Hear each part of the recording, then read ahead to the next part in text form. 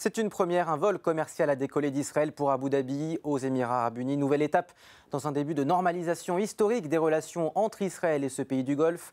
À bord de ce vol, une délégation israélo-américaine emmenée par Jared Kushner, le gendre du président américain Donald Trump. Alors pourquoi est-ce une avancée aussi importante pour la région? Israël et les Émirats Arabes Unis ont annoncé le 13 août un accord conclu sous l'égide des États-Unis pour une normalisation de leurs relations en échange d'un abandon par Israël de son projet d'annexion de nouveaux territoires en Cisjordanie. Accord condamné par l'Iran qui voit là un coup de poignard dans le dos des Palestiniens. Les Émirats Arabes Unis sont ainsi devenus le premier pays du Golfe et le troisième dans le monde arabe à réchauffer leurs relations avec Israël après l'Égypte en 1979 et la Jordanie en 1994.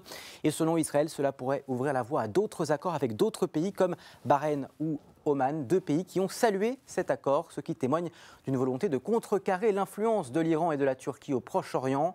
Mais si l'accord vient d'être scellé entre Israël et les Émirats Arabes Unis, les relations entre les deux pays étaient déjà officieuses depuis plusieurs années avec des échanges commerciaux estimés à plusieurs centaines de millions de dollars.